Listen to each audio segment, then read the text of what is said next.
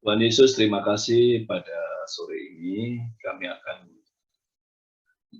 kembali masuk dalam perkuliahan. Tuhan tolong berikan pimpinan dan hikmat.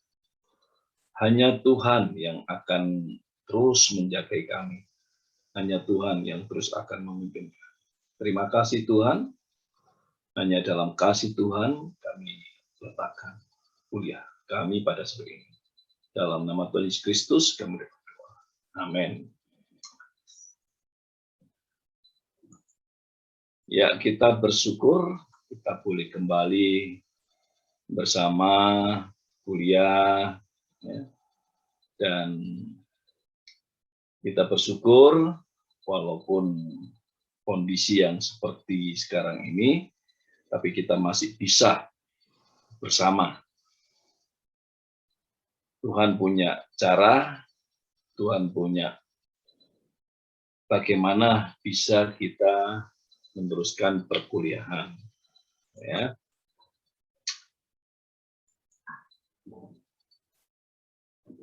Pada sore ini kita akan bersama membicarakan kitab Rut. Kita akan bicarakan kitab Rut dan saya akan buka yang kurikulum mingguan itu yang ada apa? Itu gimana namanya apa ya? Ya, dalam kitab Rut itu saya memberikan sebuah tema menyegarkan jiwa dan memelihara engkau. Ya, menyegarkan jiwa dan memelihara engkau. Kenapa menyegarkan jiwa dan memelihara engkau? Kita akan coba perhatikan, kita akan lihat Rut. Ada sebuah bahasa Dani, belas kasih artinya. Belas kasih. Ya. Jadi orang diberi nama Rut itu harusnya punya hati belas kasih. Harusnya.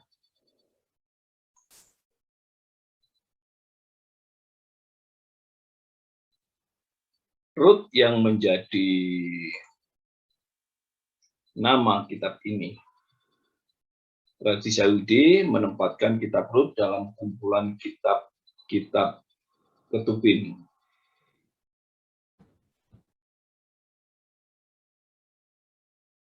Septuaginta yang diikuti oleh Vulgate dan Alkitab Bahasa Indonesia menempatkan kitab tersebut tepat setelah kitab Hakim-Hakim. Sebab kedua kitab itu menceritakan tentang zaman yang sama. Artinya kitab Rut ini ada di zaman Hakim-Hakim. Hanya tidak tahu siapa hakim saat itu. Karena tidak ada ceritanya, tidak ada beritanya. Kita sudah melihat bagaimana zaman hakim, ya, ada penyembahan berhala, ada penindasan, ada pertobatan, kemudian bangkitnya seorang hakim. Gambaran pada zaman hakim dapat melihat kerohanian bangsa Israel. Nah, ini yang kita pastikan kerohanian bangsa Israel. Ya, jadi Israel keseluruhan. Nah, sekarang kita di kitab Rut ini ada tokoh yang dikenal dengan Elimelek, ya, yang dikenal dengan keluarga Elimelek.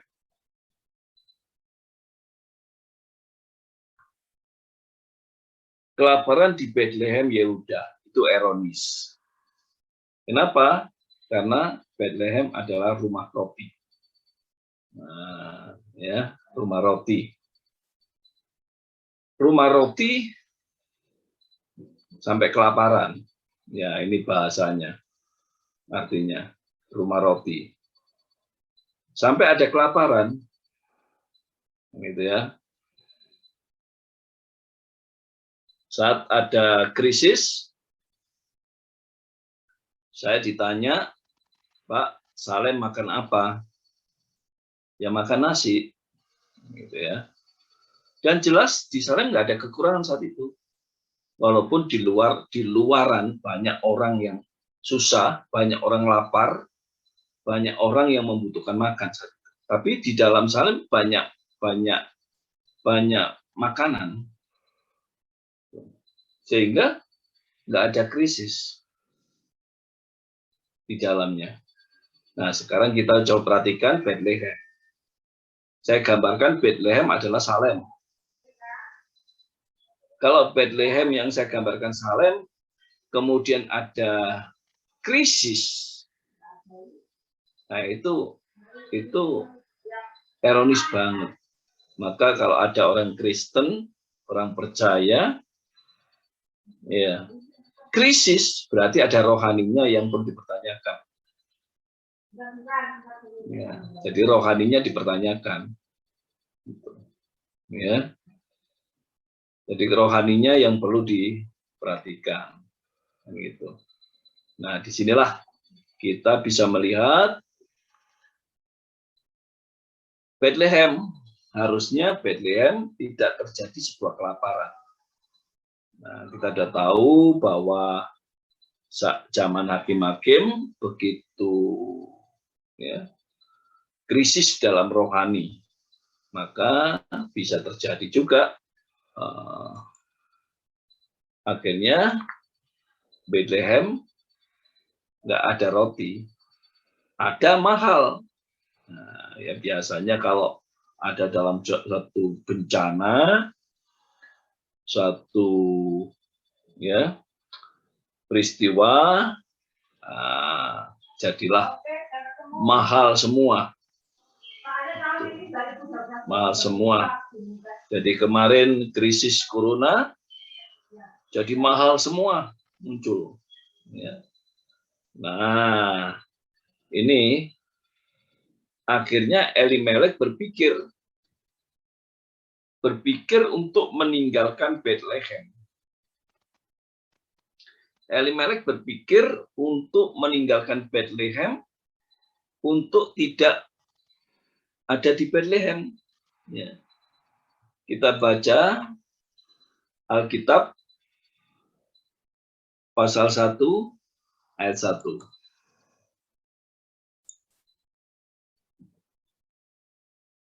Alkitab Rut pasal 1 ayat 1. Silakan Andien baca.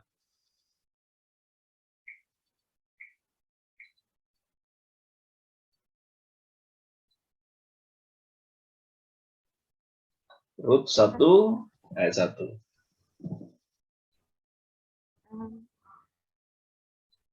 Pada zaman para hakim memerintah ada kelaparan di tanah Israel, lalu pergilah seorang dari Bethlehem Yehuda beserta istrinya dan kedua anaknya laki-laki ke daerah Moab untuk menetap di sana sebagai orang asing.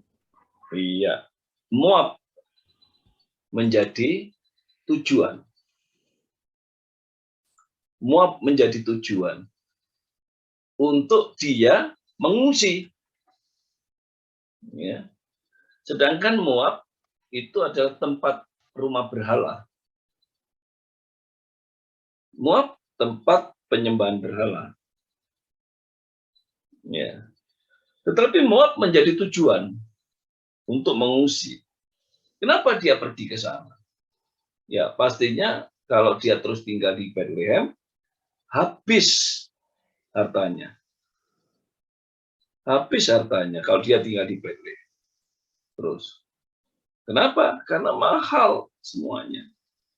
Nah, maka dengan itu untuk menjaga jangan sampai habis hartanya, dia pergi. Nah, satu keluarga, ya, otomatis itu. Bagaimana menyelamatkan, kan gitu. Kalau dia sendiri pergi, nanti anak saya, istri saya makan apa nanti? Nah, kan gitu. Ya, nah, akhirnya dia pergi ke Moab. Kalau kita perhatikan bahwa hartanya semua dijual. Ya, ingat arti jual bagi orang Israel. Ya, arti jual bagi tradisi Israel itu masih bisa ditebus. Jadi tidak seperti kita di Indonesia istilah jual, tidak bisa ditebus lagi. Kecuali yang beli mau jual lagi. Tapi kalau enggak bisa ditebus. Tapi bagi Israel enggak. Israel enggak boleh dijual tanahnya. Kenapa? Karena semua milik Tuhan. Jadi milik Tuhan. Maka dengan itu sistem Israel kalau namanya dijual itu seperti digadaikan gitu. Ya. Jadi tidak dijual murni.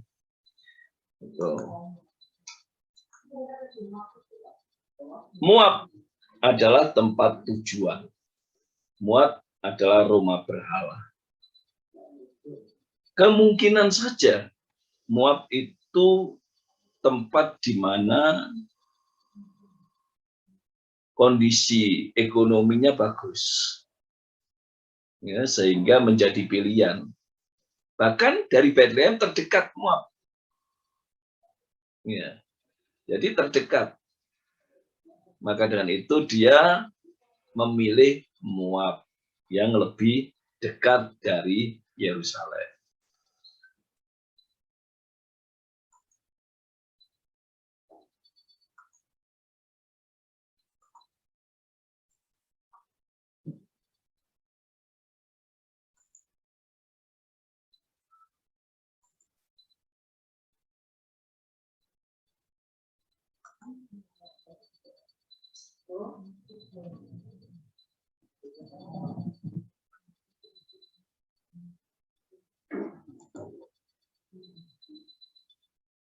Di samping disebut sebagai rumah roti, banyak arti bahwa Bethlehem itu bisa disebut rumah daging, tempat daging, atau nggak ada kekurangan apa-apa sebenarnya. Cuman ya kita perhatikan kerohanian daripada Israel menurun. Nah, biasanya kalau kerohanian Israel itu menurun, maka disitulah Tuhan menghukum pada akhirnya. Ya, Tuhan menghukum. Apalagi kalau kerohanian Israel menurun, biasanya penyembahan berhala itu lebih tinggi. Penyembahan terhadap dewa-dewi itu lebih tinggi. Ya.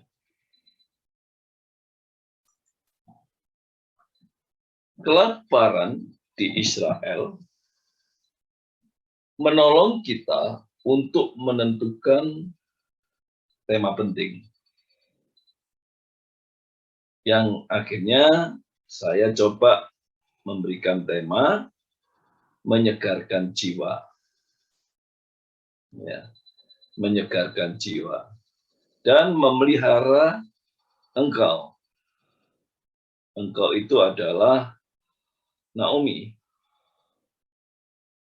Bukan merupakan kebetulan Ruth datang ke Bethlehem, tetapi anugerah Allah yang membawa Ruth menjadi bagian umat Allah. Kita coba baca Ulangan 23 ayat yang ketiga dan 4.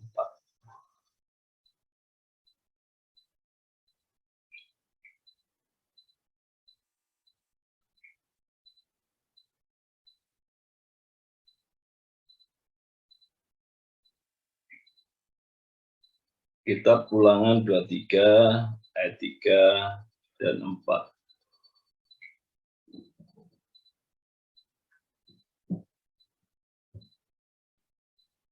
Esni dibaca.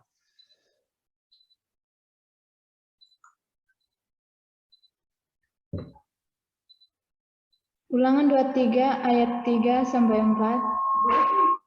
Seorang Amon atau seorang Moab janganlah masuk jemaah Tuhan, bahkan keturunannya yang ke-10 pun tidak boleh masuk jemaah Tuhan sampai selama-lamanya, karena mereka tidak menyongsong kamu dengan roti dan air pada waktu perjalananmu keluar dari Mesir, dan karena mereka menguap Bileam bin Beor dari Petor di Aram Mesopotamia melawan engkau supaya dikutukinya engkau. Iya. Jadi jauh sebelum ya ada Rut atau zaman Rut itu sudah tertulis, ya, tertulis bahwa orang Israel, orang Moab nggak boleh masuk ke Kanaan. Orang Moab nggak boleh menjadi jemaat Tuhan. Ya. Jadi orang Moab nggak boleh menjadi jemaat Tuhan. Kalau kita perhatikan di Nehemia 13 ayat 1 dan 2, itu kerohaniannya Israel diperhatikan kerohaniannya. Maka pada saat kerohaniannya diperhatikan, terbukalah kitab suci, maka orang Moab dinyatakan nggak boleh masuk ke jamaah Allah. Bayangkan kalau zaman itu, ya zamannya Naomi, terbuka kitab itu, maka Rut nggak bisa masuk jemaat Tuhan. Tapi karena kerohanian daripada Israel yang kurang bagus, maka Rut bisa masuk menjadi jemaat Tuhan. Nah, dari sini kita bisa melihat, ya, bahwa Tuhan tidak memandang siapa kamu. Tuhan nggak melihat siapa kamu. Tuhan punya cara bagaimana Rut bisa masuk ke jemaat Tuhan, menjadi jemaat Tuhan.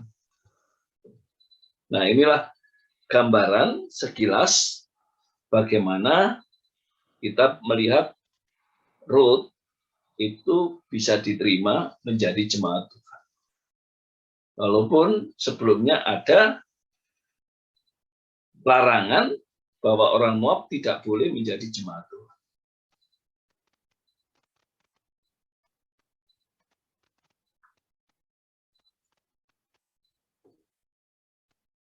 Ini adalah perdebatan penulisan, tahun penulisan kitab Rut. Yang pasti Rut itu ada pada zaman hakim-hakim. Ya, jadi kita tidak sibuk di situ dan sudah sangat diterima kitab Rut menjadi canon. Oke, kita lanjutkan.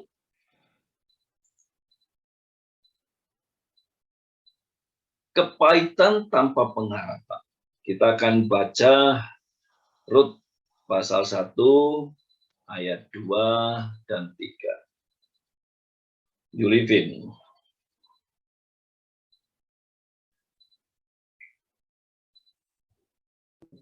Sini.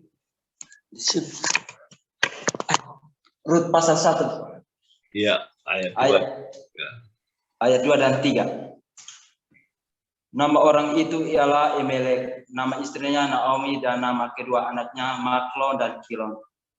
Semuanya orang-orang Efrata dan Bethlehem, Yehuda, dan setelah sampai ke daerah Moab, diamlah mereka di sana. Kemudian matilah Elimelek suami Naomi, sehingga perempuan itu tertinggal dengan kedua anaknya. Iya. Terima kasih. Salahkah Elimelek berpikir pindah ke Moab? Apa kesalahan Elimelek sehingga dia harus memilih pindah ke Moab? Tak lama kemudian, matilah dia. Mati dia. Dengan kondisi mati, Elimelek, ya, Naomi menjadi janda.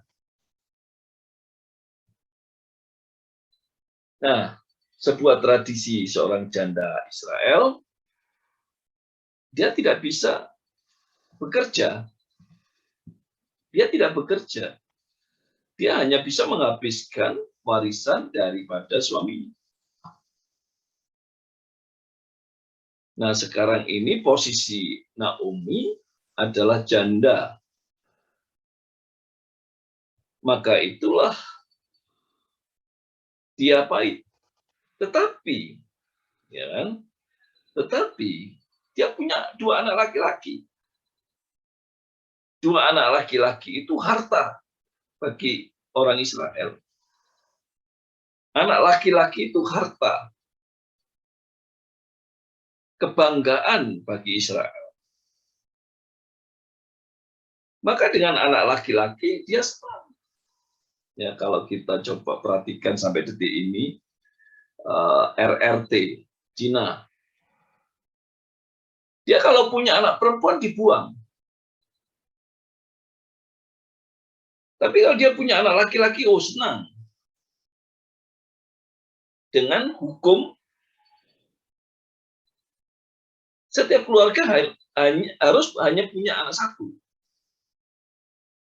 Maka jangan sampai dia tidak punya anak laki-laki. Maka pada saat dia punya anak perempuan, anak itu dibuang. Bisa saja simbolis, ya, dibuang ditemu kakeknya. Ya. Bisa saja simbolis, dibuang ditemu tantenya, supaya tidak kehilangan, atau benar-benar dibuang, supaya dia dapat anak laki-laki. Ada tradisi, ya, tradisi di Kupang. Kalau masih anak perempuan yang dilahirkan, maka bapaknya ini nggak dapat warisan. Dia nggak punya warisan. Warisannya akan diberikan kepada adik atau kakaknya yang punya anak laki-laki. Maka ada seorang pendeta, alumni Salem juga, istrinya juga alumni Salem. Kebetulan istrinya orang Nias. Dia sekarang ada di Bengkulu,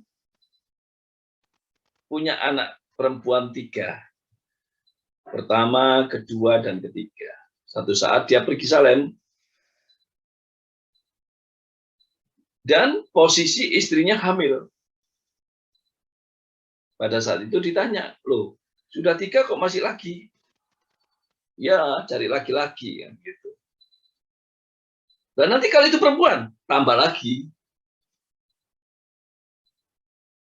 Ya, tambah lagi. Loh, kalau perempuan lagi, ya tambah lagi. Nah, itulah tradisi. Ya, untungnya yang keempat itu laki-laki. Dia dengan bangganya diinfokan, dengan bangganya dia disampaikan, sehingga dia punya anak laki-laki. Tuh. Tapi ya, ada teman yang juga yang pingin anak laki-laki, tapi lahir perempuan. Wah, sedihnya luar biasa dia.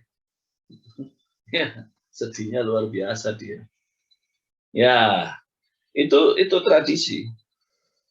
Nah, kita perhatikan Elimelek, Naomi punya 2 anak laki-laki yang menjadi harapan. Tetapi anak laki-laki itu, ya, mati. Yang menjadi penerus itu mati. Ya, yang menjadi penerus itu mati. Nah, kalau sudah keduanya mati, apa harapannya? Maka disitulah kepahitan tanpa pengharapan. Ya. Kalau udah mati, dia nggak punya penerus lagi dong. Ya. Dia nggak punya harapan lagi, sudah tinggal tunggu mati aja. Ya. Saya ada tetangga, saudara, ya. Ibunya ya, suami istri yang masih muda. Saat itu masih muda. Umur berkisar 30 dan 20-an lebih. Gitu. Suami istri. Punya anak 2. Dalam perjalanannya, dia naik motor, berboncengan satu keluarga. Jadi dalam satu motor itu 4 orang. Dalam perjalanan pulang, keluarga ini ditabrak truk. Habis dia. Sedih orang tua atau neneknya itu. Karena habis. Ya, ini yang menjadi banyak sebuah cerita. Ya. Nah, kalau Israel laki-laki benar-benar diharapkan. Maka dengan itu kalau kita lihat Alkitab kita, ya, jarang perempuan dituliskan. Kalau nggak penting. Yang ditulis adalah laki-laki. Nah, itu tradisi Asia. Asia Timur Tengah. Laki-laki paling penting. Tujuannya apa? Perang. Itu tujuannya. Nah, maka dari itu, ya, kitab kita ini, ya, kitab Asia. Kekristenan itu dari Asia. Bukan dari Belanda. Ya, bukan dari Eropa. Tapi dari Asia kekristenan itu. Hanya perjalanannya untuk menuju Indonesia itu dibawa orang Eropa. Perjalanannya ke Indonesia, misinya yang kuat orang Eropa. Ya, sekarang misi yang kuat Asia. Mungkin ke depan akan kembali ke Eropa misinya. Tapi sampai detik ini Asia masih kuat untuk misi. Maka orang-orang asing yang menjadi tenaga kerohanian banyak sekali dari Asia. Ya, banyak sekali dari Asia.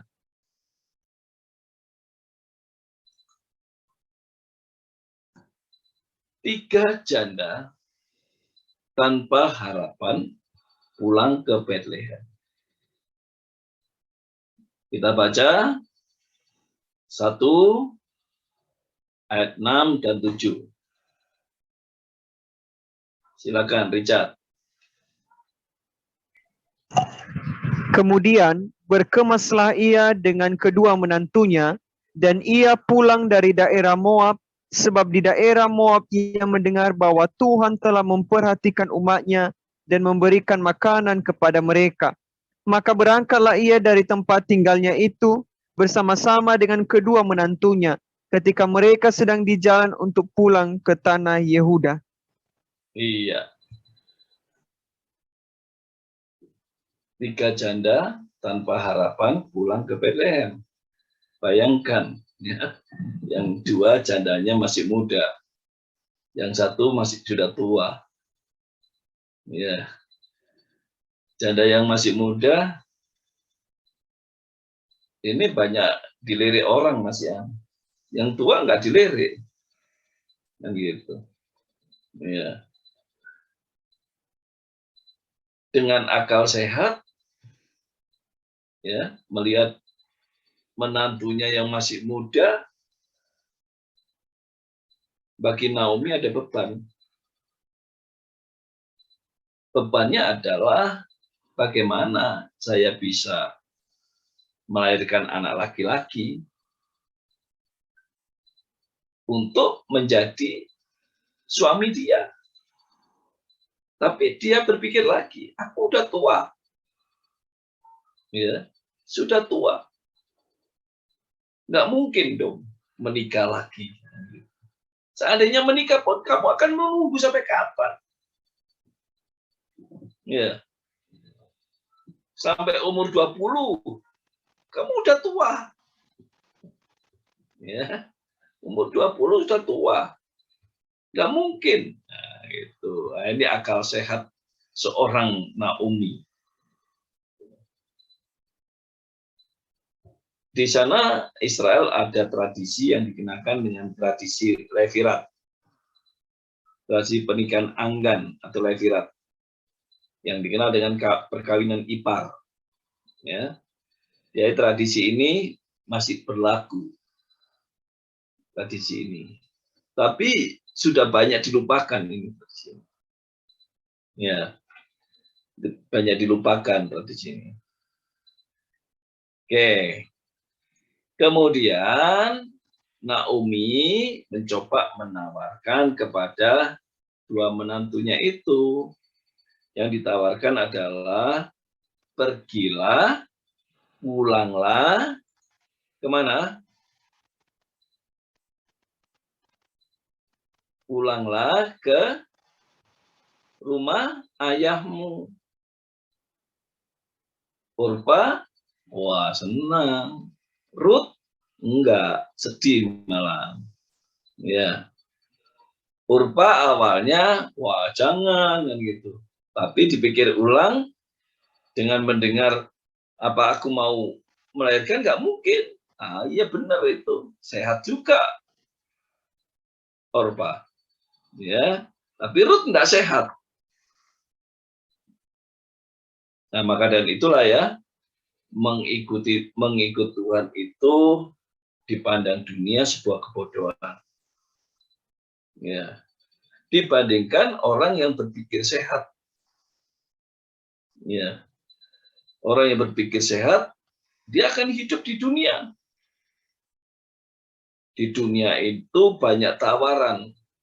Tawaran yang sangat menyenangkan. Pada saat saya sudah studi teologi, sudah 6 bulan di Salem, muncul orang tua saya datang, dia bilang, kamu mau terus sekolah Alkitab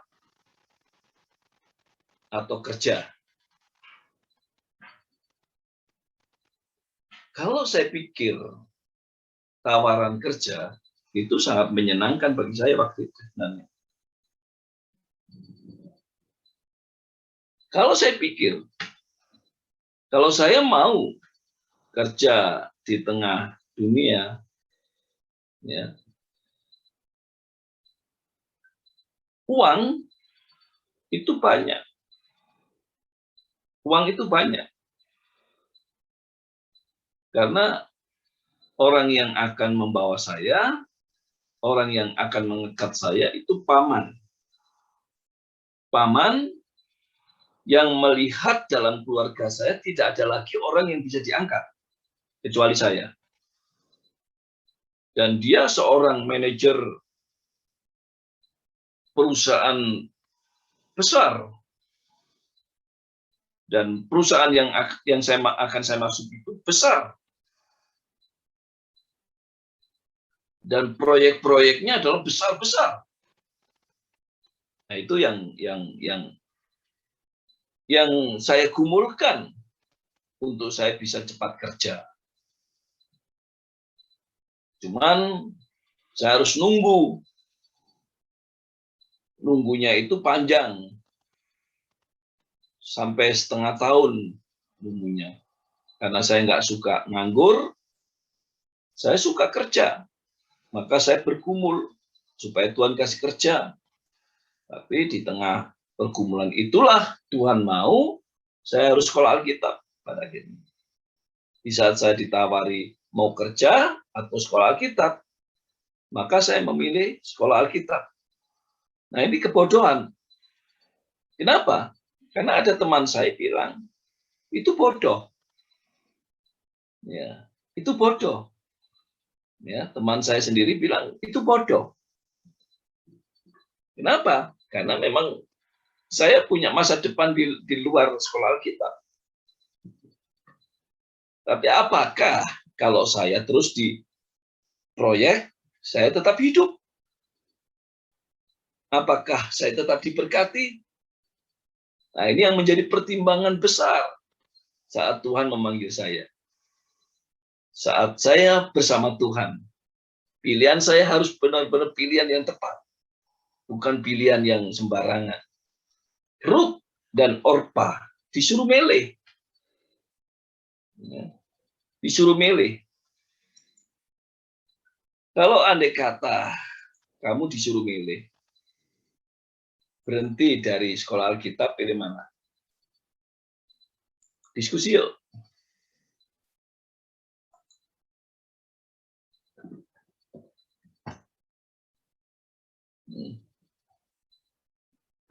Kita diskusi ya. Berhenti dari sekolah Alkitab, kalian pilih mana? Ditawari, ini loh suami kaya loh, Andian.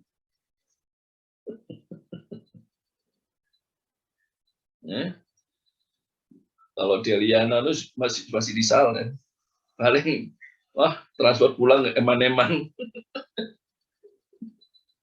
Tapi yang sudah di rumah itu loh, rindu juga ini.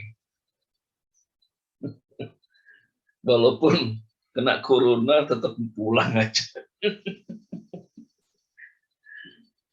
Gimana? Ayo kita diskusi gimana. Ini kalau disuruh nikah berkat ya Bang. Disuruh nikah.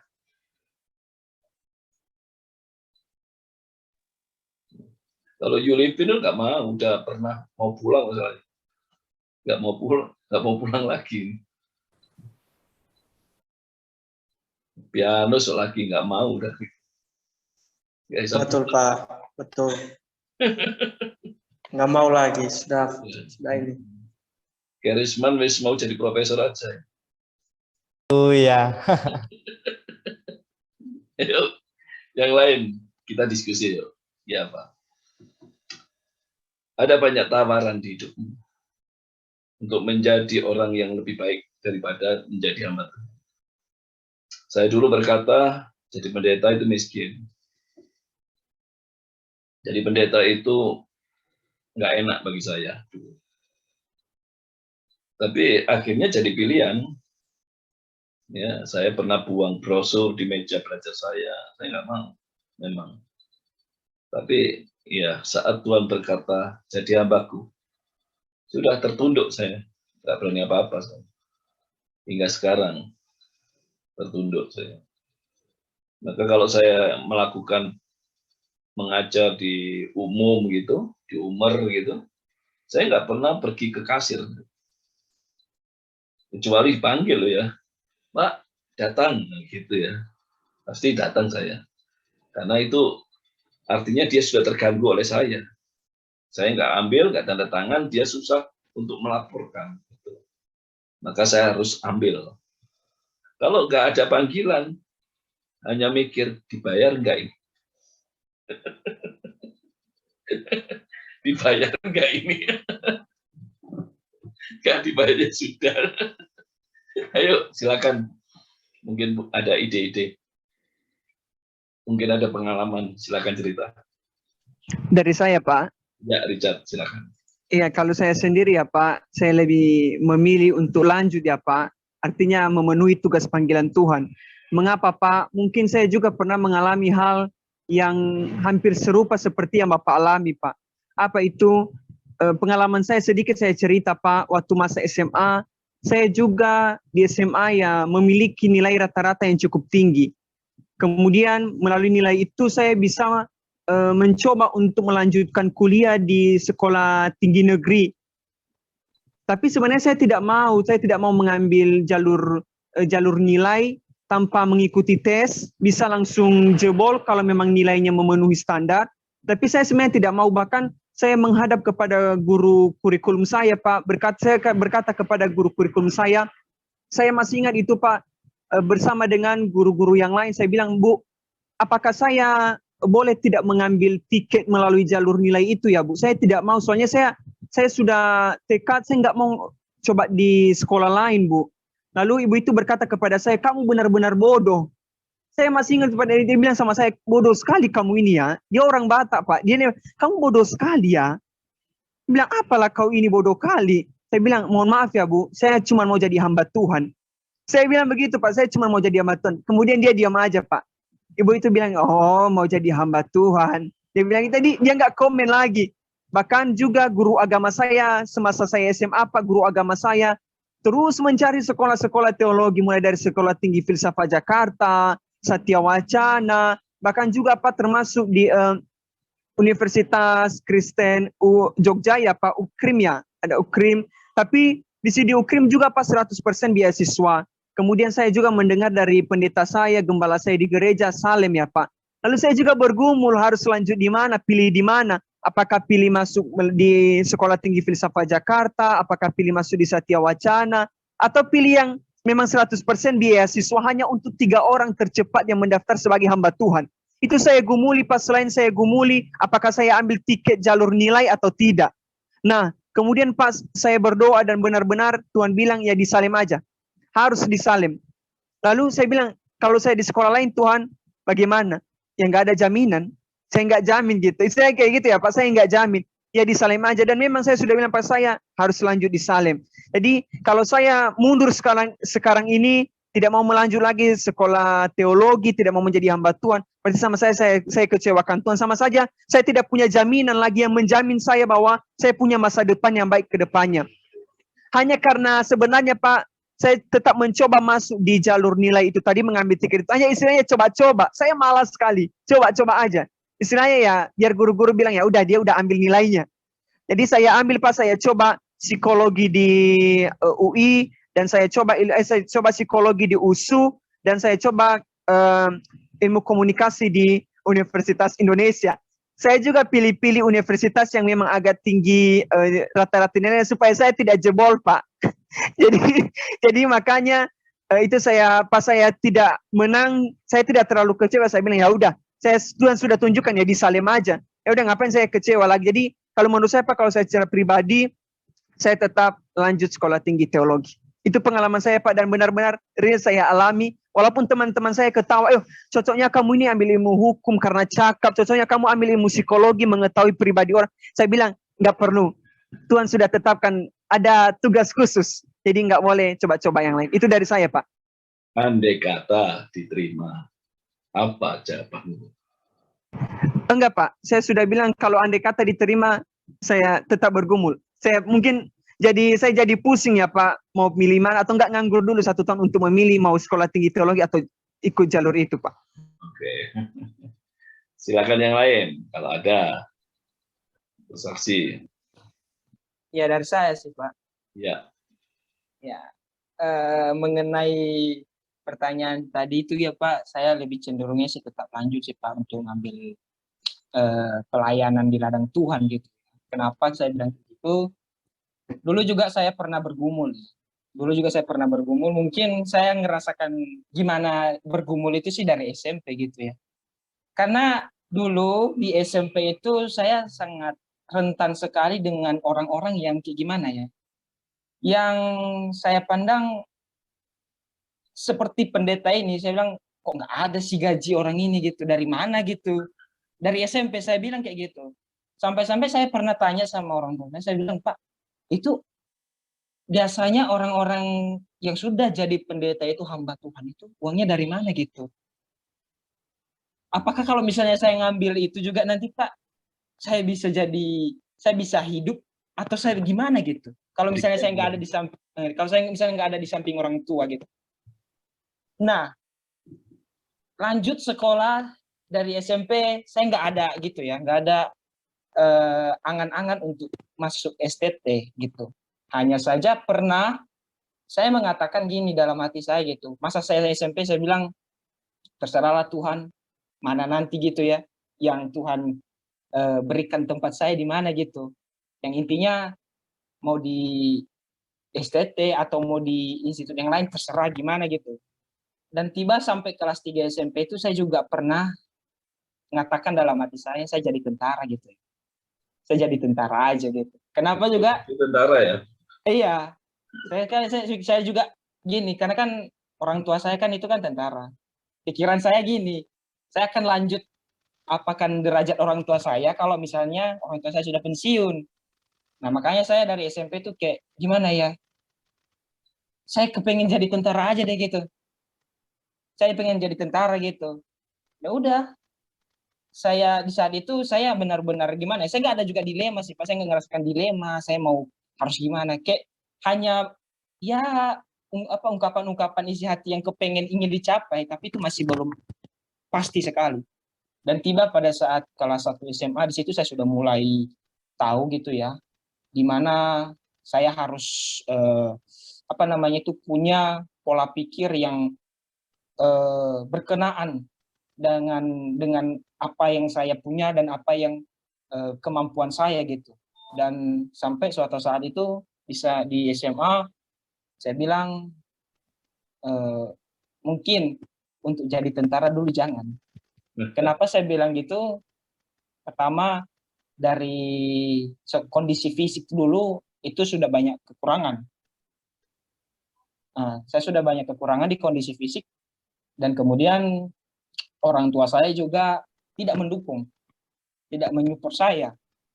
Ya udah. Kemudian setelah itu saya sempat tanyakan sama orang tua saya gitu. Saya ajak diskusi sih, bicara gitu. Bilang, Pak, Ma, saya sekarang udah kelas 1 SMA gitu ya. Dan saya punya pola pikir yang bertujuan untuk diri saya gitu. Artinya langkah apa yang harus saya tempuh nanti ketika saya sudah tamat dari SMA gitu. Suatu ketika saya bilang sama mama, saya punya dua alternatif. Saya mau jadi pendeta atau tidak, saya mau lanjut kuliah sekuler biasa gitu. Tapi tergantung apa aja gitu kuliahnya. Dan kemudian kata mama saya, itu kamu saran kami dan kami juga sungguh menyupport kamu itu kamu masuk ke STT. Dan kebetulan juga dari lahir itu orang tua saya sangat mengidam-idamkan saya dan sempat bernazar gitu sama Tuhan. Karena mereka ketika lahir itu saya itu masih setelah mereka menikah itu selama 5 tahun mereka tidak punya anak, dan mama saya itu bergumul sekali. Dan sampai-sampai dia katakan, Tuhan kalau misalnya anak saya ada, saya punya anak, saya akan jadikan hamba Tuhan. Tapi itu konsep itu dulu pada saat itu masih tetap ditekankan orang tua saya pada saat saya SD. Hanya saja saya kayak gimana, kayak diambang gitu. Saya nggak tahu harus masuk ke situ atau apa. Karena pikiran saya tadi pertama, pendeta itu apa sih? Apa ada uang? Gimana kehidupannya ke depan, siapa yang ngejamin coba. Nah, itu aja kepikiran saya. Tapi lambat laun di saat saya saya juga bergumul di kelas 1 SMA itu, saya bergumul, Tuhan, kalau memang nanti ini yang Tuhan inginkan, ya pasti Tuhan punya rencana.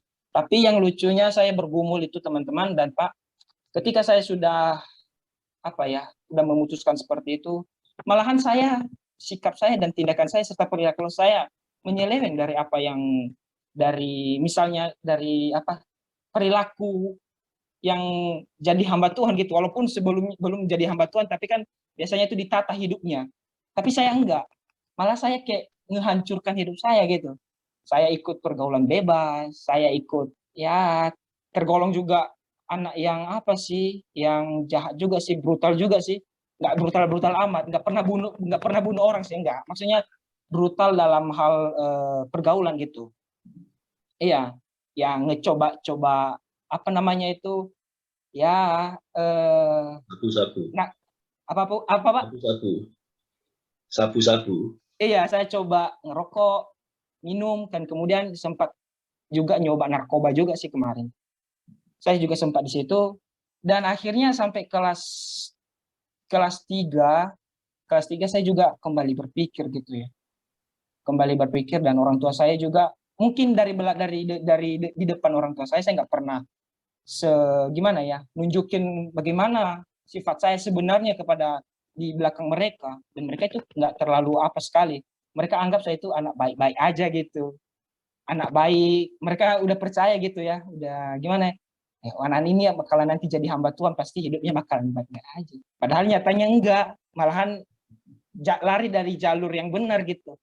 Dan sampai suatu ketika pas akhir dari SMA itu saya baru tanyain kembali gitu sama orang tua saya, dan saya bicarakan kembali, dan saya ngaku sama mereka gitu. Saya jujur, Mak, Pak, semasa saya SMA ini ya mungkin saya sudah sempat apa ya, bilang saya ingin jadi ini, tapi saya lari dari apa yang saya rasa itu akan jadi terbaik bagi saya, tapi itu saya masih agak ragu gitu, apakah benar atau tidak. Makanya saya nggak lakukan hal-hal yang negatif seperti itu. Istilahnya saya menghancurkan diri saya sendiri gitu, tanpa saya tahu risikonya apa gitu. Jadi di saat pembicaraan kami itu orang tua saya kayak gimana ya, ngerasa kayak sedih dan nasehatin saya, dan baru ngebuka pikiran saya. Dan terus terang Pak, ketika kami selesai bicara saat itu, saya langsung masuk kamar dan saya juga langsung berdoa sama Tuhan gitu ya. Saya bilang, Tuhan, saya datang ke hadapan Tuhan, ngaku bahwa saya sebenarnya belum benar-benar ingin jadi apa gitu ya, belum benar-benar udah nata hidup ini untuk jadi hamba Tuhan. Tetapi saat ini saya ingin menyampaikan kepada Tuhan, kalau Tuhan memang berkenan untuk saya jadi hamba Tuhan, saya akan siap gitu. Saya siap untuk jadi hamba Tuhan, dan saya akan tinggalkan semua itu. Walaupun nanti gimana ke depannya saya nggak tahu. Tetapi yang saya percayai, ketika kalau Tuhan yang sudah panggil, ya Tuhan juga yang akan mengubah kehidupan saya. Itu saja yang saya apakan di dalam doa saya sama Tuhan, dan hingga sampai saat ini, dan saya juga rasakan ya, dalam kehidupan saya juga dan kehidupan orang tua saya, bagaimana saya dengan orang tua saya dan bagaimana juga kedekatan saya dengan Tuhan, itu saya rasakan sampai saat ini. Makanya sampai saat ini juga, kalau dibilang sama saya, Kat, kamu gimana nanti ke depannya gitu? Yang ngejamin hidupmu siapa? Kadang-kadang teman-teman saya bilang gitu, kamu dapat uang nanti gimana coba? Dari pelayanan kamu. Saya bilang gini, Tuhan yang memberi dan Tuhan juga yang ngambil gitu. Artinya apa? Ketika saya sudah percaya sama Tuhan, berarti otomatis totalitas kehidupan saya nggak bakalan ragukan lagi. Itu aja yang jadi kekuatan saya gitu. Artinya ada, saya bersyukur, tidak ada juga, saya akan tetap bersyukur, dan saya nggak bakalan lari dari panggilan Tuhan. Itu aja sih, Pak. Oke. Satu orang lagi kalau mau, ada yang mau cerita. Ayo, salah satu perempuan mungkin, ayo.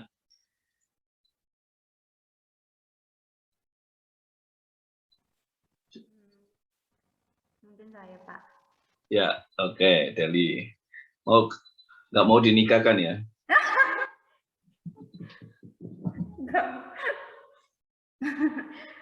Nikah sama siapa? Nah, iya Pak.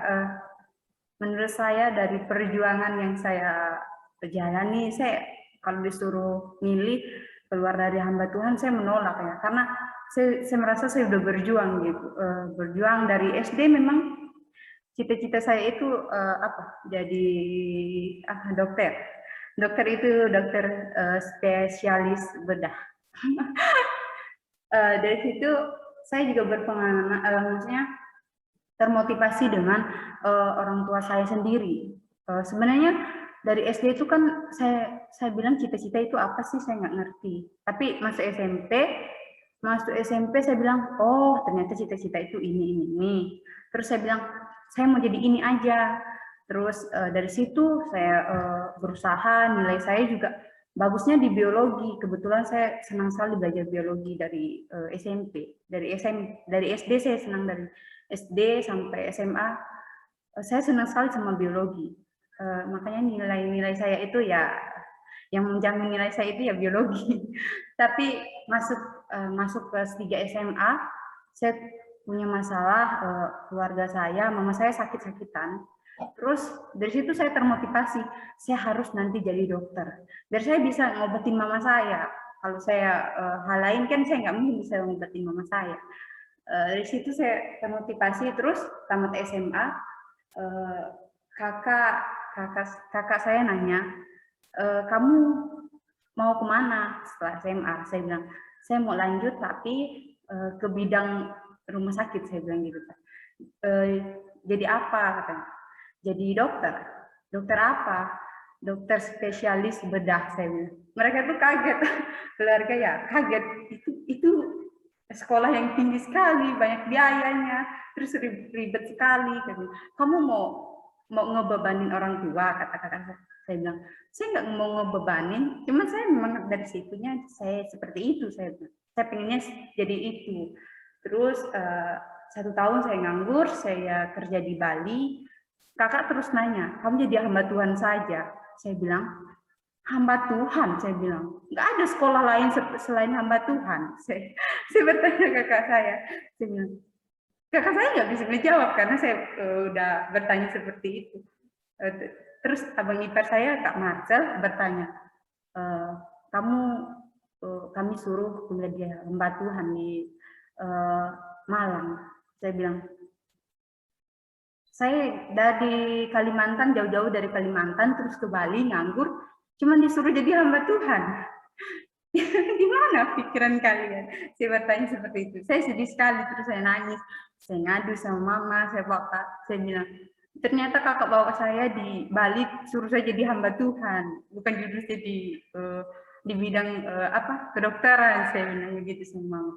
Ya, mama ketawa karena memang dari awal mereka sudah merencanakan seperti itu. Jadi saya yang nggak tahu perencanaan mereka. Terus sebelum masuk Salem, saya juga pikirnya, kalaupun saya berdoa terus saya bilang, Tuhan kalau memang saya disuruh jadi hamba Tuhan ya, saya bilang nggak apa-apa, tapi jangan di Salem, di dekat-dekat kakak saya aja. Di Bali kan banyak, saya bilang. Ada kok kuliah kampus di Bali, jadi begitu.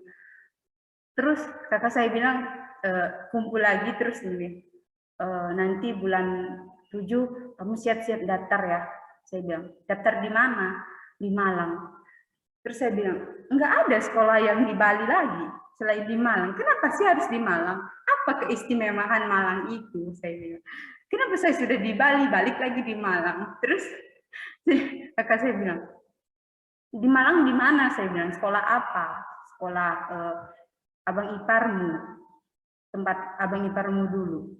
Saya bilang, saya orangnya kan cuek, terus ya udah saya pergi aja, saya bodo amat. Terus saya setiap harinya saya itu nggak mau kerja lagi. Terus saya berhenti kerja dari tempat kerja saya. Terus saya bergaul sama orang-orang yang nggak benar, narkoba, merokok, malam, tawuran. Saya bergabung di situ. Saya bergabung, tapi saya nggak ikut gitu. Puji Tuhan saya itu cuma ngelihat doang, ikut-ikut, tapi saya nggak ngelakuin hal itu. Jadi saya bilang, saya seperti itu, saya sering keluar malam. Makanya sebelum daftar di Salem, saya itu keluar malam dulu. Kabur dari kontrakan kakak saya 3 hari di rumah teman saya. Saya ditelepon terus, ditelepon, terus saya bilang. Terus saya balik di Bali lagi, mereka lagi kemudian saya. Mereka tuh marah, saya bertengkar sama kakak. Terus saya bilang, kamu itu bandel sekali sih dibilangin. Saya bilang, kan saya bilang saya nggak mau jadi hamba Tuhan. Saya bilang saya nggak mau, pokoknya nggak mau. Terus bertengkar. Lama kemudian kakak ambil pendaftaran dari Pak Yamo dan dia daftar sendiri. Dia daftar. Kebetulan KTP saya ada sama kakak saya, jadi saya nggak bisa nolak lagi karena sudah didaftarkan. Itu bukan saya yang daftar, tiba-tiba saya itu sebelum masuk Salem kan ada kita dikasih itu untuk apa sih, ujian untuk kelulusannya. Saya bilang, dia kirim di HP saya. Ini apa maksudnya ini? Kamu jawab aja pertanyaan itu. Saya buka filenya dari Pak Yamo. Terus saya bilang, sejak kapan saya daftar di STI di sekolah ini? Saya bilang, tulis aja kata kakak. Saya nangis, terus saya nangis. Saya bilang, lapor lagi sama mama. Jahat sekali kalian, jahat sekali, saya bilang. Sudah, habis itu saya matikan telepon, terus saya nangis di kamar, saya nggak mau keluar kamar, saya nggak mau makan, saya nggak mau minum, pokoknya saya selama 1 malam itu saya nggak keluar.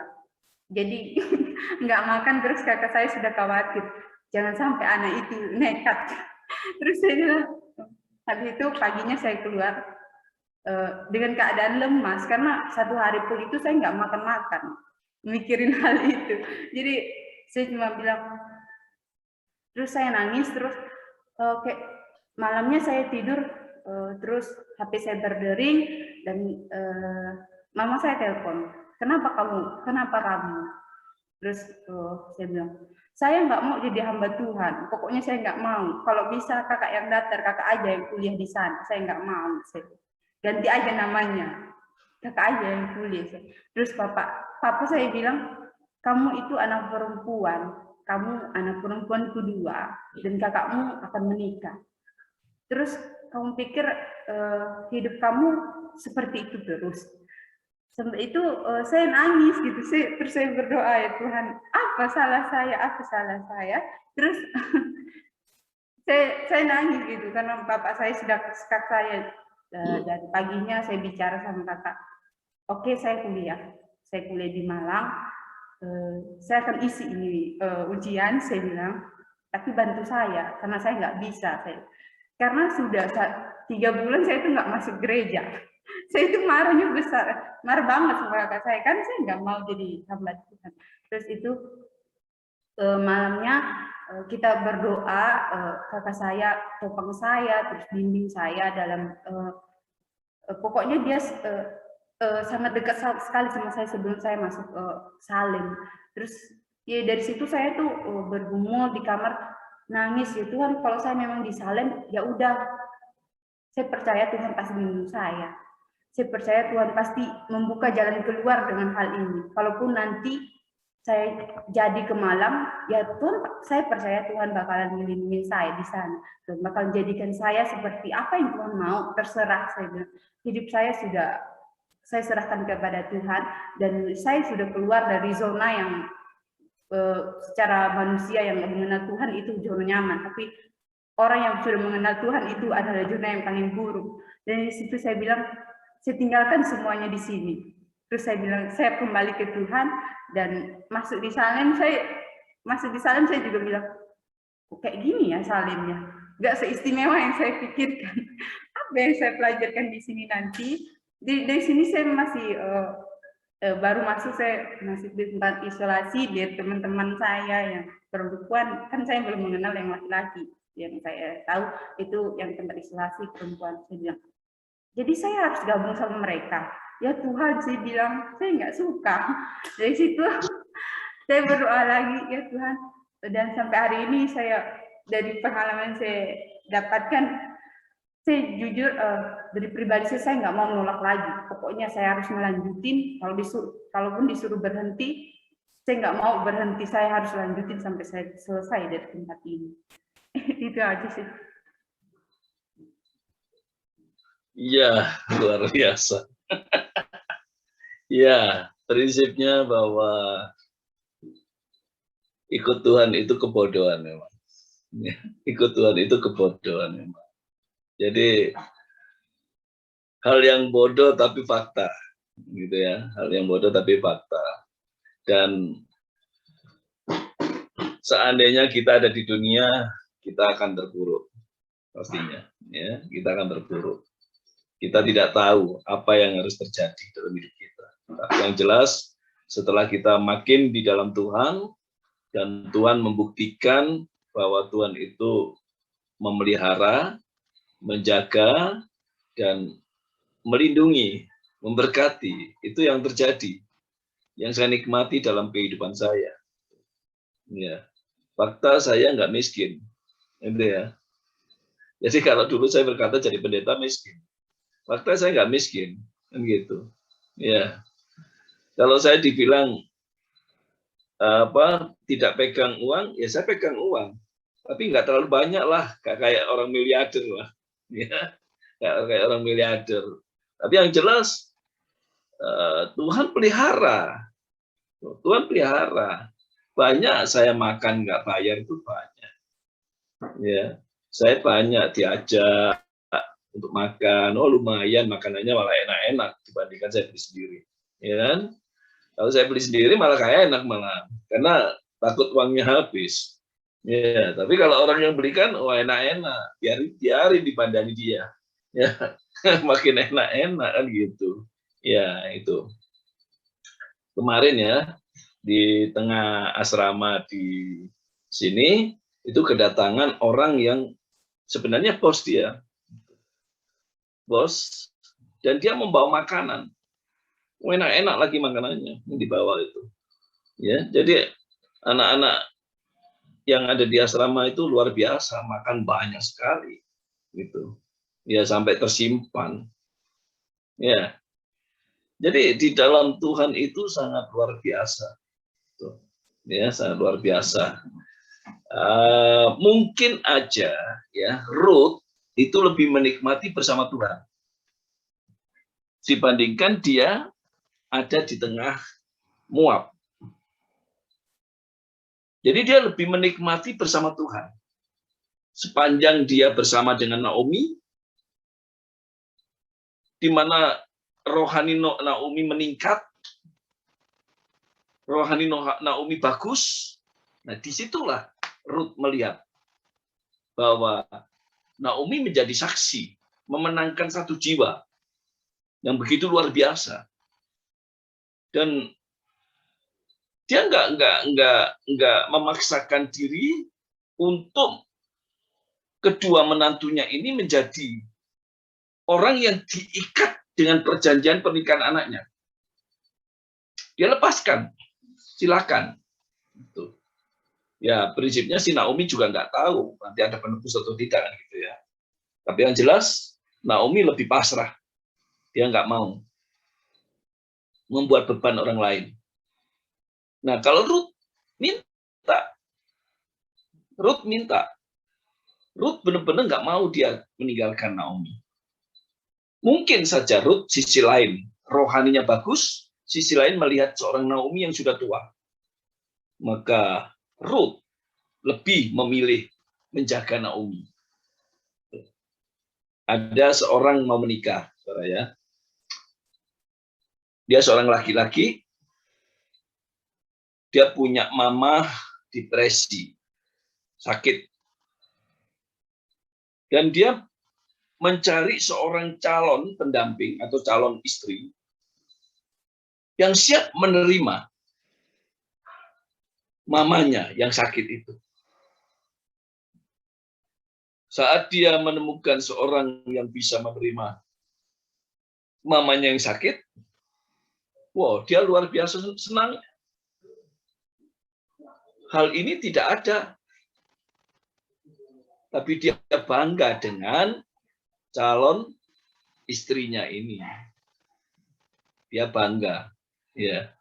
Kenapa? Karena dia benar-benar calon istrinya mau juga memelihara mamanya yang sudah sakit depresi, ya. Yang mungkin kalau beol sudah di tempat, gitu ya, sudah nakal, tua-tua jadi nakal kan gitu ya.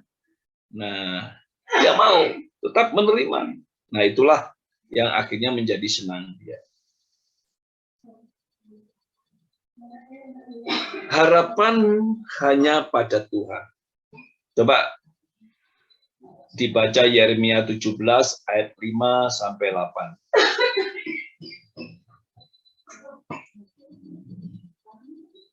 Yeremia 17 ayat 5 dan 8.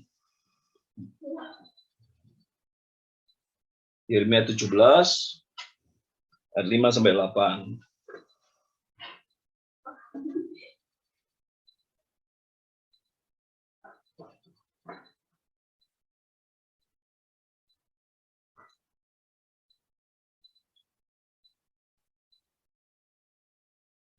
Silakan dibacakan, Pianus. Yeremia pasal 17 ayat 5 sampai 8. Beginilah firman Tuhan. Terkutuklah orang yang mengandalkan manusia, yang mengandalkan kekuatannya sendiri, dan yang hatinya menjauh daripada Tuhan. Ia akan seperti semak bulus di padang belantara. Ia tidak akan mengalami datangnya keadaan baik. Ia akan tinggal di tanah angus, di padang gurun, di negeri padang asin yang tidak berpenduduk. Diberkatilah orang yang mengandalkan Tuhan, yang menaruh harapannya pada Tuhan. Ia akan seperti pohon yang ditanam di tepi air, yang merabatkan akar-akarnya ke tepi batang air, dan yang tidak mengalami datangnya panas terik. Yang daunnya tetap hijau, yang tidak khawatir dalam tahun kering, dan yang tidak berhenti menghasilkan buah. Iya. Sangat luar biasa ayat ini. Zaman Yeremia, bangsa ini sudah terpuruk. Dia sudah tidak lagi bisa mengandalkan Tuhan, tapi dia mengandalkan Mesir. Maka dengan itu, Nabi Yeremia menegur dia. Menegur dia supaya tidak mengandalkan Mesir. Karena pada saat itu Mesir dan Babel itu sudah sama kuatnya. Tapi yang lebih kuat adalah Babel. Maka Israel lebih mengandalkan Mesir. Karena kudanya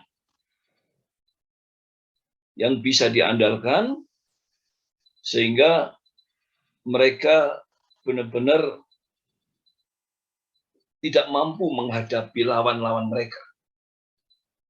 Tapi Tuhan tegur dengan yang sangat keras sekali. Tetapi di situ Tuhan berkata juga, diberkati orang yang mengandalkan Tuhan. Diberkati orang yang mengandalkan Tuhan. Dan berkatnya luar biasa orang yang mengandalkan Tuhan. Nah, saat ini kita bertemu dengan seorang Ruth yang rohaninya bagus. Ya. Dia benar-benar orang yang mengandalkan Tuhan. Coba bayangkan, dia pergi ke Bethlehem, dia nggak melihat apakah dia makan atau tidak nanti. Tapi Ruth nggak ada masalah itu. Ruth nggak memasalahkan makan atau minum. Bahkan kalau mati nggak apa-apa di sana. Nah, sehingga Ruth lebih memilih mengikuti Naomi. Kita perhatikan di sini itu ada istilah hesed, ya, dengan arti-arti kemurahan, kasih setia. Kemudian di sini juga ada pujian hesed. Nah, itu yang dimiliki Ruth, yang dimiliki Boaz, yang dimiliki Naomi. Hati yang penuh dengan kasih setia, hati yang penuh dengan kemurahan ilahi, dan itu tidak bisa, nggak pura-pura itu. Jadi dengan kesungguhannya dia tidak pura-pura untuk menolong Naomi, enggak. Tapi dengan kesungguhan hati, dia benar-benar ingin mengikuti Naomi. Kita perhatikan pernyataan Ruth. Allahmu Allahku. Engkau mati di sana, aku juga mati di sana.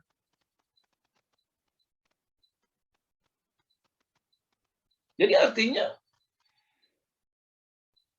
mengikut Tuhan, atau pergi ke Bethlehem, mau mati ya mati, mau hidup ya hidup.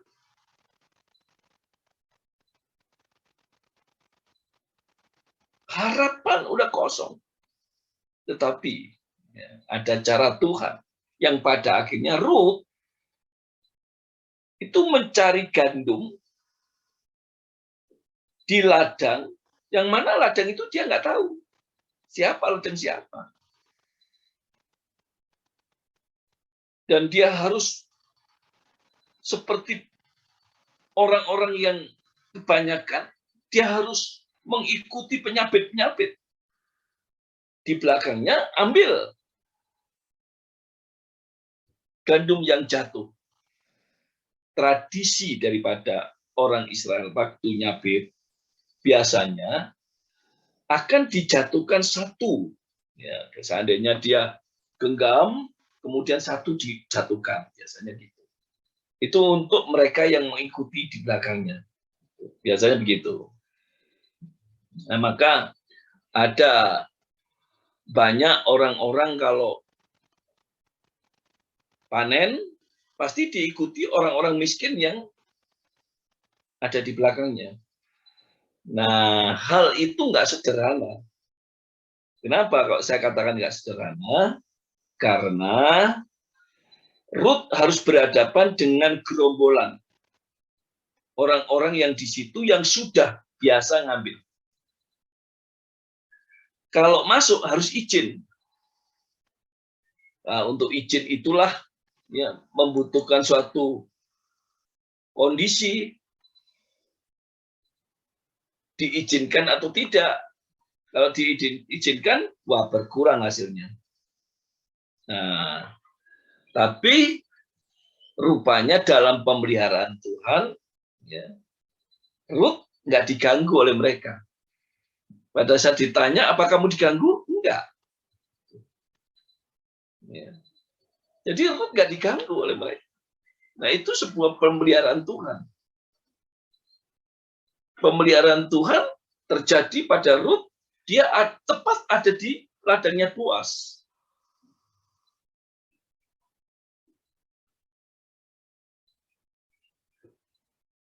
Selanjutnya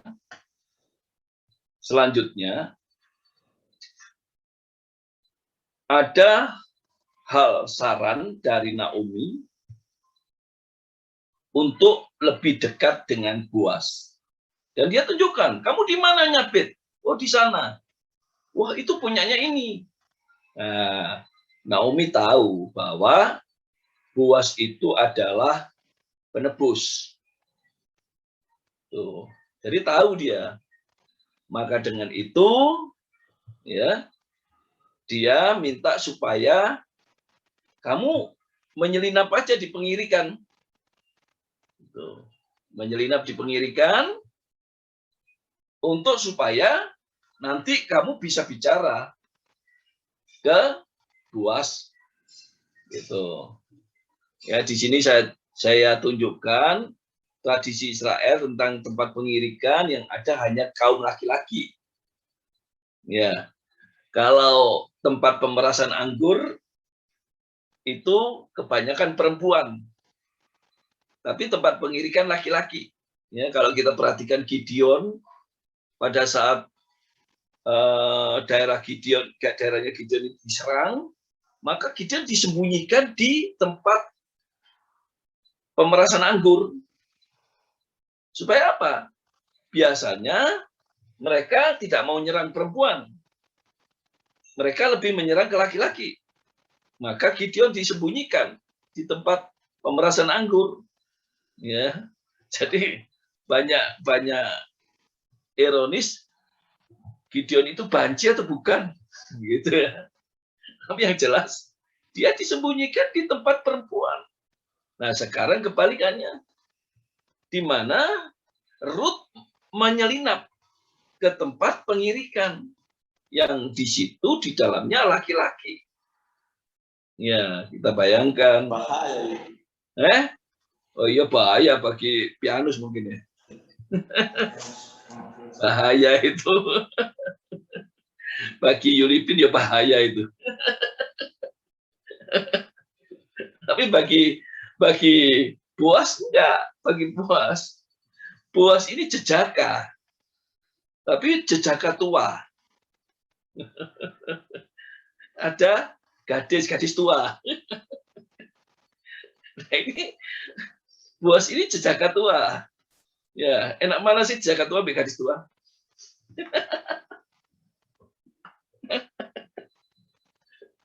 Ya, itu ya. Jadi Boas ini jejaka.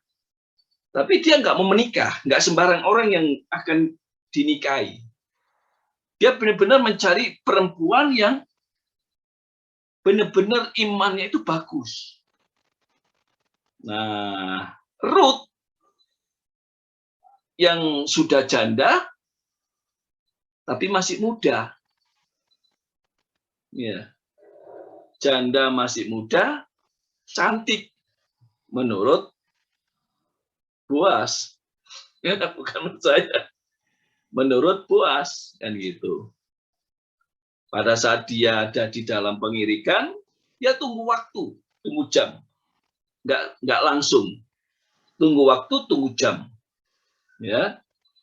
Kapan dia harus sudah sempat berbicara. Kapan dia harus berbicara. Itu yang penting. Ya. Pada saat sudah tepat dia harus berbicara, dan kebetulan Boasnya juga merebahkan diri di dekat Ruth tanpa sepengetahuan di situ ada Ruth. Ya kan?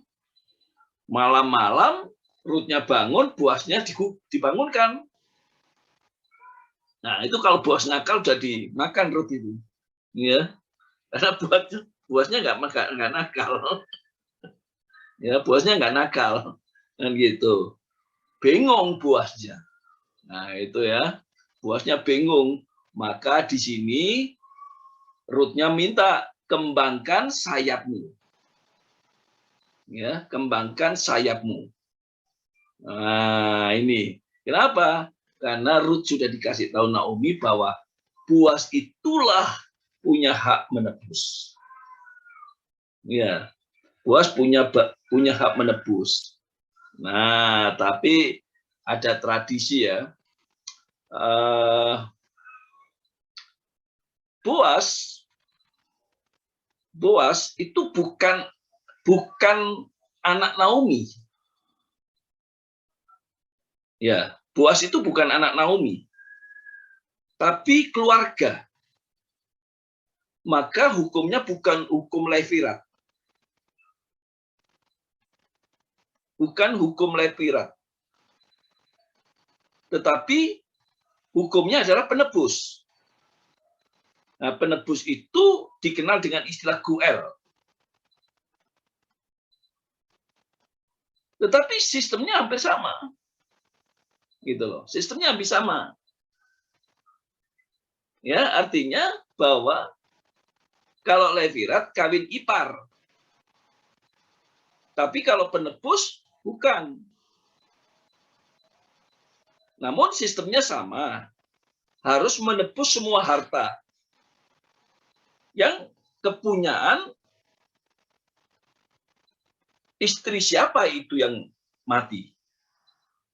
Siapa yang mati itu? Nah, itu kepunyaannya dia itu yang harus ditebus. Nah, setelah Boas mau, Boasnya berpikir masih ada yang mau, masih ada yang menjadi penebus, bukan saya, gitu loh. Maka dalam Alkitab itu dikatakan Boas harus pergi ke gerbang. Biasanya tradisi gerbang adalah tradisi untuk hukum. Ya, untuk hukum. Maka Boas harus pergi kepada bertemu dengan yang berhak menebus. Nah, yang berhak menebus tadi bertemu di gerbang. Boas cerita, ada ini namanya Ruth. Dan Ruth ini orang dari sini. Kemudian dia bilang, kamu sebagai penebus. Ya, maka dengan itu kamu yang menebus. Dan pada saat kamu menebus, anak, harta bukan milikmu. Jadi anak pertama laki-laki bukan milikmu, bukan kepunyakanmu yang kamu tebus. Jadi harta tadi kembali kepada anak yang dilahirkan. Anak yang dilahirkan harus ada di pangkuan Naomi. Nah, itu yang dipikir oleh penebus. Wah, ya nggak mungkin dong. Saya punya istri dan punya anak. Dan gitu. Maka dengan itu si penebus sesungguhnya ini menolak. Karena dia menolak, tradisinya si Boas ini harus lepas kasut kaki, kemudian dilemparkan kepada si penebus sesungguhnya itu. Karena dia tidak mau menerimanya. Nah, si penebus ini pada akhirnya dia sudah menyerahkan kepada Boas.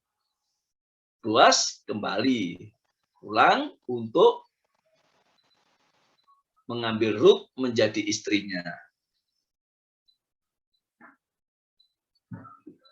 Pada saat dia mau mengambil istri Rut, Boas juga memuji Rut. Ya. Wah, kamu wanita mulia kamu. Kenapa dia katakan wanita mulia? Karena sadar, Boas, aku ini jejaka tua. Boas sadar, kamu Rut bisa pilih laki-laki yang lebih muda dari aku. Banyak ya sekarang perempuan muda cari laki-laki ya selisih 30-40 tahun ya. Laki-laki juga gitu banyak sekarang ini. Ya cari nenek-nenek. Ya. Yulipin cari yang nenek atau yang Krisman itu Pak, Krisman itu Pak. oh, Tidak, Pak.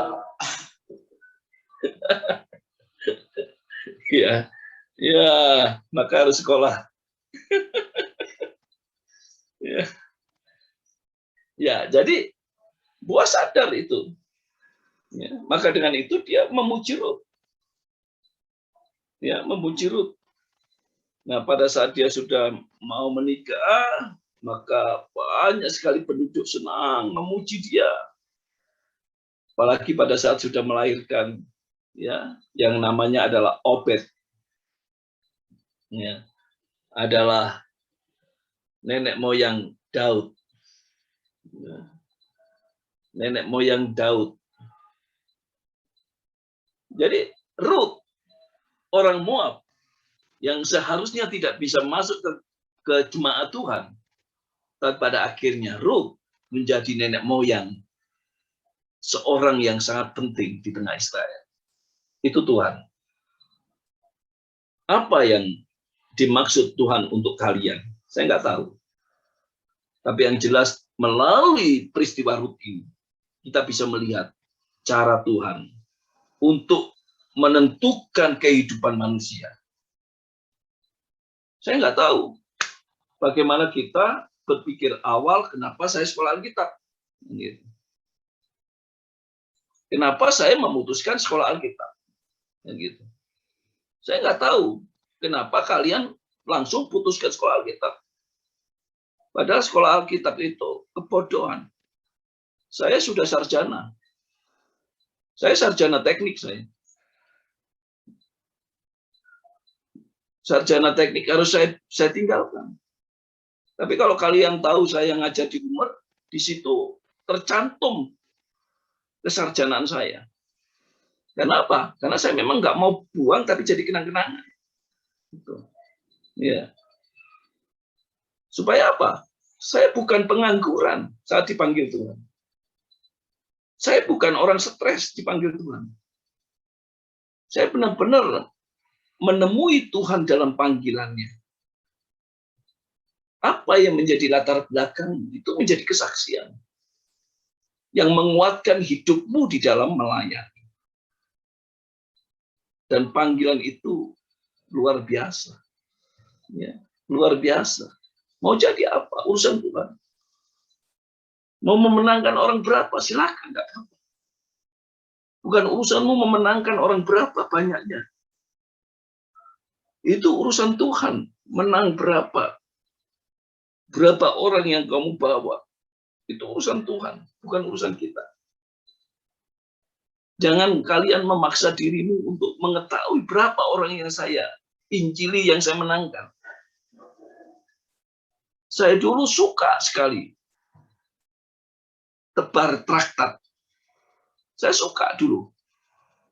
Kemana saya bawa traktat, saya tebarkan itu. Tapi setelah dengan perkembangan hukum, perkembangan kehidupan, keberadaan, sudah tidak lagi bisa menyebarkan traktat. Dengan adanya corona, saya bersyukur. Dibukalah cara untuk bisa mengabarkan Injil. Saya nggak tahu berapa orang yang sudah buka YouTube, yang di mana di situ adalah khotbah-khotbah saya. Saya tidak tahu. Kadang-kadang saya taruh di Facebook, saya nggak tahu siapa yang buka di situ. Saya nggak tahu. Dia buka, dia hanya like, atau dia buka, saya nggak tahu. Yang penting dia dengar atau tidak, terserah. Yang penting saya boleh memberitakan Injil, menyampaikan kebenaran. Nah, inilah yang harus terjadi dalam kehidupan kita. Maka jangan punya FB hanya untuk curahan hati aja. Putus asa. Jangan punya FB ya hanya digunakan untuk TikTok. Boleh TikTok boleh, tapi Injil yang diberitakan ya. Jangan TikTok untuk cari. Ya, kan gitu. Isilah hidupmu dengan kesaksian. Isilah dirimu untuk memberitakan Injil. Isilah. Karena itulah pengalaman-pengalaman yang nanti kamu akan sampaikan di hadapan Tuhan. Pengalaman-pengalaman yang harus kamu nanti ceritakan di hadapan jemaatmu. Di eramu. Jadi, era yang kamu akan hadapi, era apa? Kurang tahu saya. Gitu. Ya. Kalau saya sudah menghadapi era corona, ya, saya menghadapi era digital. Saya menghadapi era yang sebagaimana nggak bisa ketemu langsung dengan kalian. Nah, ini jadi pengalaman nanti. Oh, tahun dulu saya nggak bisa, saya ketemu langsung gitu. Ya entah satu semester, entah 2 semester, saya nggak tahu.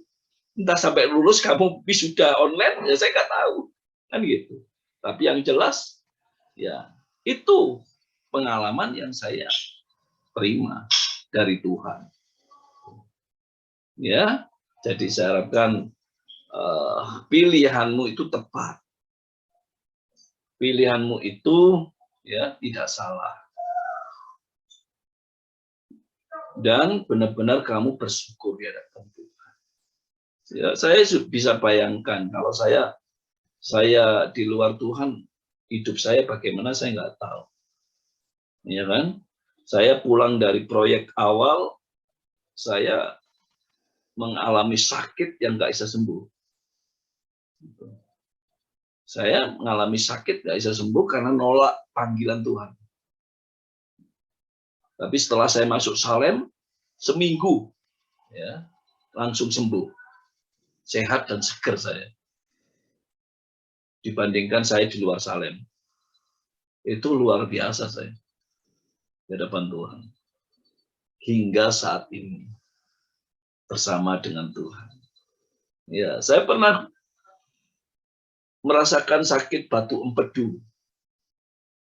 Ya, kalau teman saya sampai operasi habis hampir 20 jutaan, masih harus mengalami terapi. Nah, saya enggak. Saya hanya habis 300.000 lebih. Habis juga batu empedunya. Ya, sehingga saya boleh sehat sampai detik ini, boleh melayani Tuhan. Itu pengalaman yang sangat luar biasa di dalam Tuhan. Harapan saya kalian juga demikian. Ya, saya akan berhenti di sini. Ada yang mau ditanyakan? Saya tunggu. Kalau tidak, saya akan hentikan pertemuan ini.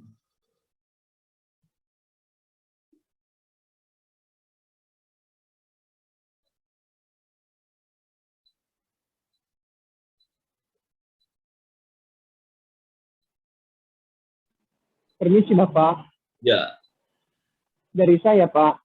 ya, Richard. Iya, pertanyaan dari saya Pak. Seringkali juga kan Pak, saya dengar atau ada juga di buku dikatakan bahwa Rut disebut sebagai sang pendobrak Pak. Nah, bagaimana juga kita menanggapi ini Pak? Apakah sesuai ya Pak dengan istilah bahwa Rut itu dikatakan sebagai seorang sang pendobrak ya Pak? Mungkin itu pertanyaan dari saya Pak. Saya belum pernah ketemu dengan buku itu, sang pendobrak. Tapi kalau dikatakan dia pendobrak, mungkin iya. Kenapa? Karena dia seharusnya tidak boleh masuk ke jemaat Tuhan. Tapi dia masuk ke jemaat Tuhan. Cuman kalau mungkin secara pikirannya mungkin enggak mungkin.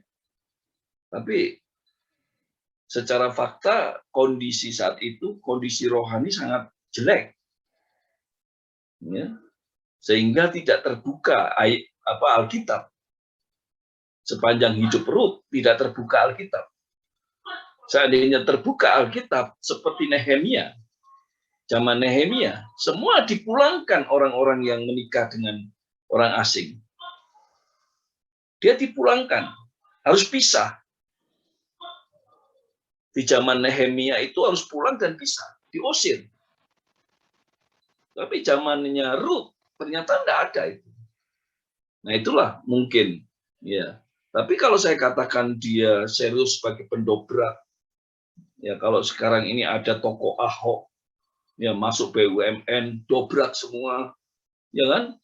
Itu ada sebuah kesengajaan dia, karena dia adalah orang yang berani, orang yang teliti, orang yang mampu untuk melakukan apa yang harus dilakukan. Didobrak semua. Itu. Tapi kalau Rut sih enggak lah. Cuman kalau kita bilang bahwa Rut seharusnya tidak boleh masuk ke jemaah Israel, ternyata dia masuk. Itu. Ya. Nah, saya nggak tahu dia mengatakan pendobrak itu alasannya apa. Tuh. Ya, gitu ya. Terima kasih Pak. Ya. Yang lain?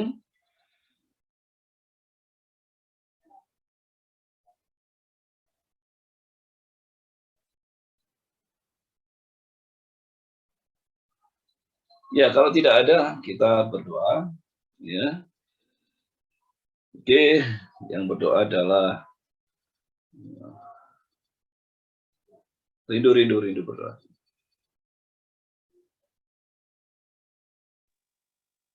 Baik, mari kita bersatu dalam doa. Terima kasih Tuhan untuk setiap kasih dan penyertaan-Mu dalam kehidupan kami sepanjang hari ini, dari pagi hingga pada sore hari ini Tuhan, sehingga kami boleh menyelesaikan perkuliahan kami yang kami laksanakan pada sore hari ini. Kiranya Tuhan, setiap materi pembelajaran yang diajarkan oleh dosen kami boleh mengerti dan kami pahami, sehingga setiap pembelajaran yang telah diberikan tidak berlalu begitu saja dan sia-sia Tuhan. Terima kasih juga Tuhan, kami berdoa buat dosen kami yang telah mengajarkan kami. Kiranya Tuhan senantiasa menyertai setiap pelayanannya dan setiap pengajarannya. Kiranya Tuhan senantiasa menyertainya. Inilah kami anak-anak-Mu Tuhan. Kami mau serahkan kehidupan kami selanjutnya ke dalam tangan-Mu. Di dalam nama anak-Mu Yesus Kristus kami berdoa dan mengucap syukur. Amin. Amin. Terima kasih. Terima kasih Buat kita semua. Terima Ya. kasih Bapak. Oke, kita Terima kasih, semua Terima kasih Bapak. terjaga diri dengan baik. Dan sampai ketemu kembali.